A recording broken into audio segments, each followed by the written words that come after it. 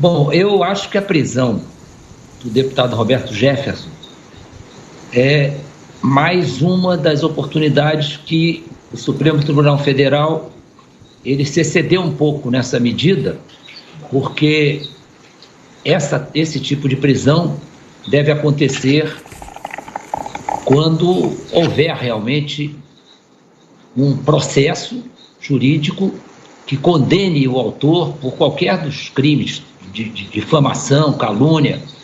Agora, ser preso apenas pela decisão monocrática de um ministro do STF não é o quadro habitual, e eu recebi de muitos juristas e gente que lida com o direito em todos os níveis que condenaram essa atitude, dizendo que ela não é uma atitude absolutamente constitucional e prevista na lei. Então, eu acho que nós temos que manter o que a Constituição diz sobre liberdade de expressão, e se quem se exceder nas palavras for julgado e condenado, tudo bem, mas uma condenação, uma prisão sem prazo, inclusive, e sem uma devida condenação, me parece um ato um pouco arbitrário. Mas nós estamos lidando com algumas atitudes que fogem daquelas 4 linhas que o presidente tem se referido e que acabam nos colocando sempre em expectativa quanto às atitudes do Supremo Tribunal Federal, principalmente aquelas que são tomadas em caráter monocrático. E essas atitudes vêm acontecendo há algum tempo. Posso citar assim as mais graves, por exemplo, a demissão do Dr. Ramagem da direção da Polícia Federal, até hoje não teve uma justificativa plausível. A mesma coisa o ex-ministro Celso de Mello, que tornou pública uma audiência que é confidencial, e me pareceu na oportunidade que havia intenção clara de colocar o presidente da República numa situação difícil.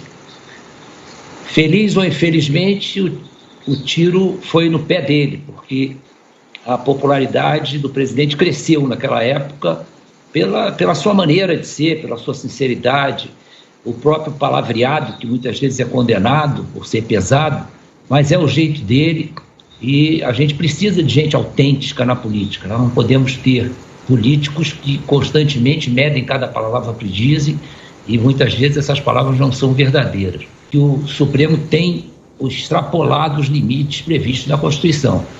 Tenho certeza que pode ser involuntário, mas pelo cabedal que todos eles têm, pelo notório saber jurídico que devem possuir até por determinação constitucional, eu acho que eles precisam dar um pouco mais de atenção a esses limites.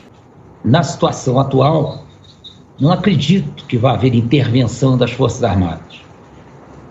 Estão acontecendo provocações de uma parte e de outra parte. Isso não é aconselhável, uma vez que isso cria um clima tenso entre 2 poderes, e entra ainda o legislativo como mais um complicador aí nessa relação. Então eu acho muito importante que nós busquemos um ponto de equilíbrio e que nós tenhamos a preocupação de não cometer excessos, né? Nenhum dos poderes. E acho que, para a opinião pública, pelo que ela tem se manifestado, há uma certa concordância sobre esse papel do judiciário, que tem colocado as coisas numa tensão ainda maior. Mas não acredito em intervenção no momento. Essa intervenção poderia acontecer num caso muito grave. Discordo até das considerações que fazem sobre 142, acho que o artigo é bastante claro, basta ler com imparcialidade, mas não acredito que ele venha a ser empregado na situação atual, e espero que não seja empregado, que não precise ser empregado jamais. Nós temos participado de algumas intervenções, Cristina, que são por razões diferentes e que tem que ser um planejamento realizado de acordo com a situação. Então, o artigo 142, ele não diz quando é exatamente que as Forças Armadas devem intervir, mas colocam que é uma intervenção que acontece por necessidade de manter a tranquilidade no país. E pode acontecer em qualquer lugar. Então não há um planejamento anterior, nós teríamos que ter muitos planejamentos para conseguir, num país desse tamanho, ter situações criadas para todas as ocasiões. Mas o que parece é que o ideal é que isso não venha a ser utilizado, porque, sem dúvida, é um artigo que coloca as Forças Armadas como... Muita gente diz que não é esse poder moderador. Agora, recentemente, o ministro Fux disse textualmente que não acha que seja um poder moderador. Mas, para muita gente, é um poder moderador. Já começa daí a divergência em relação a esse emprego das Forças Armadas. Então, o que a gente tem que torcer para que ele não precise ser empregado, porque será um emprego inédito e com todas as circunstâncias desse ineditismo. Então, eu acho que nós temos que torcer e buscar equilíbrio, buscar bom senso, para não precisar utilizar o 142. Então, eu vou ter que continuar nesse tema porque não ficou claro para mim ainda. O senhor acredita que o 142 seja um poder moderador ou não? E o senhor, quando diz que o ideal é que ele não precise ser usado, o senhor está admitindo a hipótese de que ele poderá ser usado em alguma circunstância? Bom, se ele existe no texto constitucional, é sinal que ele pode ser usado, senão não estava na Constituição, né? Se ele não fosse para ser usado, a Assembleia, a nossa Constituinte que escreveu a Constituição Federal, ela tem que ser chamada e perguntar, vem cá, por que eles colocaram isso aqui? Que a intenção clara parece ser essa. Quanto a ser poder moderador, isso é muito discutível.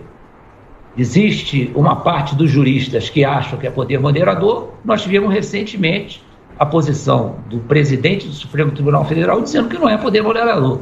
Então, de acordo com a ocasião em que isso vier a acontecer, e tomara que não aconteça, eu insisto, nós temos que verificar qual será a atitude desse poder moderador, uma vez que o nome está dizendo, poder moderador é para moderar uma situação de crise e que os poderes têm que retomar a sua posição no cenário nacional e serem devidamente limitados e respeitados entre eles, né? Eles têm que manter o respeito entre eles e se limitar às suas atribuições constitucionais.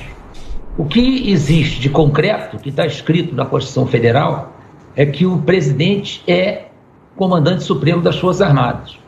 A partir daí, nós vamos chegar a conclusões se as Forças Armadas cumprirão ou não essa determinação constitucional.